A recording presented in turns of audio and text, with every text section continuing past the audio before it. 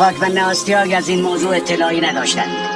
یک روز کوروش که مخفیانه با نام اگراداتس زندگی میکرد با چند پسر دیگر مشغول بازی پادشاه و محکمه بود.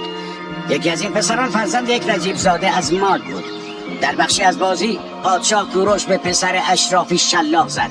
پسر نیز از این حادثه به پدرش شکایت کرد. از عامل جرم خواسته شد مقابل آستیاگ جواب پس بدهد. او هم خیلی سریع متوجه شد که این همان پسری است که به هارپاک دستور قتلش را داده بود. آستیاگ تظاهر به خونسردی کرد و به هارپاک توضیح داد که گاهی بابت آن دستور احساس پشیمانی داشته و این عمل او را باید با ضیافتی جشن گرفت. طبق دستور آستیاگ هارپاک پسر 13 ساله خود را به قصر فرستاد و سپس خود نیز به عنوان میهمان به آنجا رفت. طی این ضیافت آستیاگ هارپاک را وادار کرد پسر خودش را بخورد و اگرچه که ندیم ادعا کرده بود که من با هر کاری شما انجام دهید موافق هستم اعلی حضرت، اما تا ابد این کینه را به دل نگه داشت. در همین این کوروش بخشیده شد و حتی به سمت پیاله داری رسید. جایگاه بالایی داشت. این پارسی جوان حتی به عنوان نماینده و مشاور آستیاگ خدمت کرد و تبدیل به فردی حیاتی برای او شد. کوروش نیز با کاساندانا ازدواج کرد. او یک هخامنشی و عشق زندگیش بود و همزمان هارپاک مشغول گردآوری اطرافیان ضد آستیاگ و دوستی با کوروش بود. در سال 522 قبل از میلاد آنها تصمیم به اقدام گرفتند. شاهزاده که حالا 40 سال داشت به زادگاه خویش بازگشت و مردم آنجا را تشویق به شورش کرد. بعد از پیروزی در مبارزه اول و یک مبارزه دیگر در مرز بین پارس و ماد، کوروش و متحدانش بعد از خیانت هارپاک و آستیاگ ارتش او را در خارج از بازارگاه شکست دادند و خیلی زود شهر اکباتان را فتح کردند. تقریبا بلافاصله حکمرانان ماد در هیرکان، پارت و باختران نیز تسلیم شدند. امپراتوری هخامنشی که در ابتدا همکاری بین پارس و ماد بود زاده شد. در نتیجه این اتفاق کوروش از روی وظیفه شناسی اداره این قلمرو تازه پیروز شده را به عهده گرفت. قلمروهای او به چند حوزه نیمه مختار تقسیم شد که به ساتراپی ها معروف بودند و توسط ساتراپای اداره می شدند که کوروش از بین پارسی ها و مادی ها انتخاب می کرد. ناظرانی برای بررسی عملکرد حکمفرمایان کوچکتر ارسال شدند و 10,000 تن از بهترین جنگجویان کوروش به عنوان گارد جاویدان انتخاب شدند. شاهان تمام این کارها را تحت پوشش معاهدات دوستانه انجام داد که با همسایگان قدرتمندش بابل و لیدیه بسته بود. با این حال پادشاه لیدیه کروزوس با اطمینان از پاسخ دو پهلوی پیشگویی معبد دلف شروع به گردآوری نیرو برای حمله به این قاصد پارسی کرد. پیشگو گفته بود با شروع جنگ یک امپراتوری بزرگ نابود خواهد شد.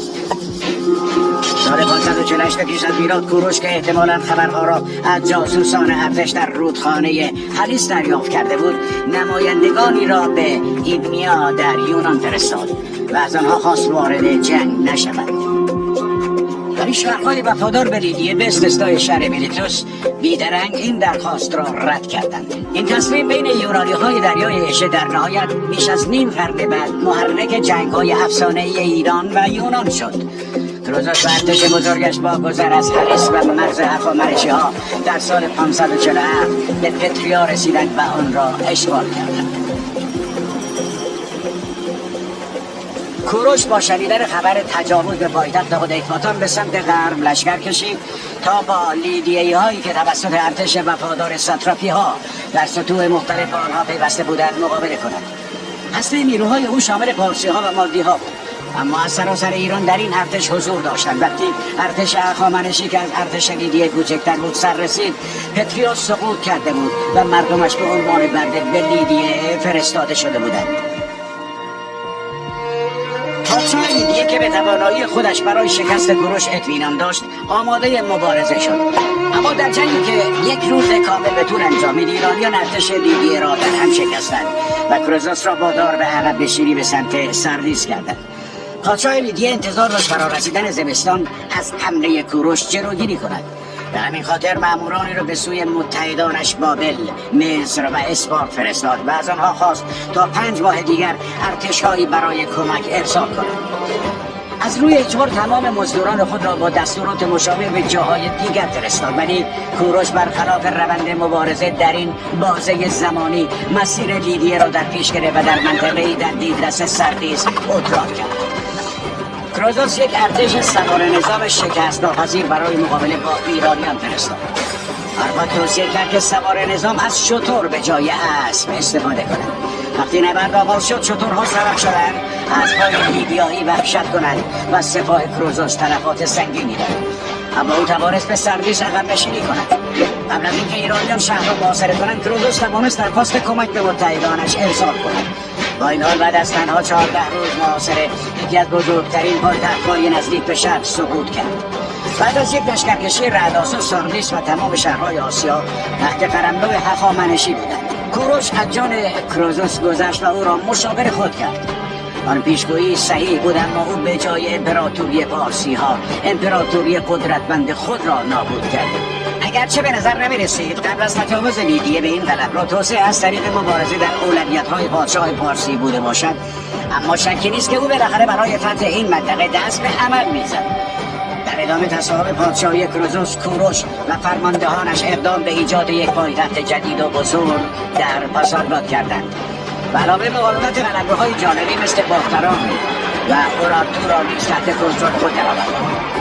سال 542 پیش از میلاد توجه کوروش متمرکز بر یک قدرت بزرگ دیگر بود، امپراتوری بابل. زمان زیادی از روزهای خوب بختالنصر دوم گذشته بود. پادشاهی حال حاضر بابلی ها نبونید حکمران خوبی نبود. او به کاهنان بابلی توجه نمی کرد و بودجه‌ای به آنها نمیداد. مردم عادی را نادیده می‌گرفت. نوسازی های شهر را متوقف کرده بود و حتی جشنواره سال جدید خدای بزرگ مردوک را هم لغو کرده بود.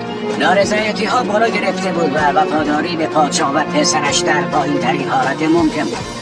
کوروش نیز کاملا از این وضعیت آگاهی داشت. نفوذی‌های ایرانی شروع به پخش خبری در امپراتوری نبونید کردند که میگفت کوروش قصد بازیابی برتری مردوک در بابل را دارد. از سال 540 کوروش که حس می‌کرد زمان مناسب فرا رسیده ارتش خود را فرستاد تا به کمک یک شورش محلی اینا به تحت فرمان بابل را تصرف کند. این ضربت نبوید را از بازنشستگی درآوردن به بابل برگرداند. آنجا دوباره کنترل ارتش را به دست گرفت. او آشکارا مجسمه‌های مقدس قلمروهای بسیار خودش را تصاحب کرد تا از فرمانبرداری آنها اطمینان حاصل کند.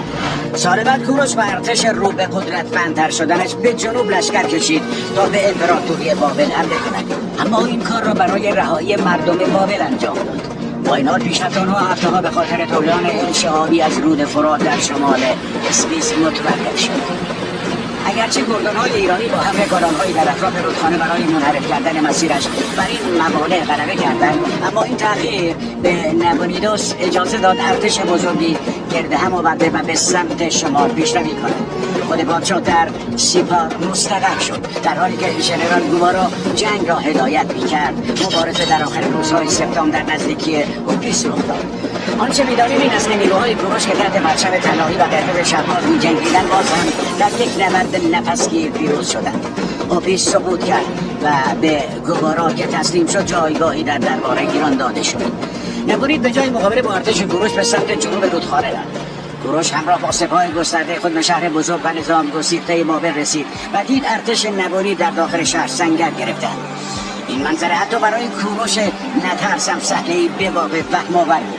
دفاع آنها شامل چندین لایه خندق، خود رود بزرگ فرات و 2 دیوار غول‌پیکر درونی و بیرونی بود که هر کدام بیش از 25 متر ارتفاع داشت و تا 24 کیلومتر اطراف محیط تقریبا مثلثی شکل شهر کشیده شده بودند.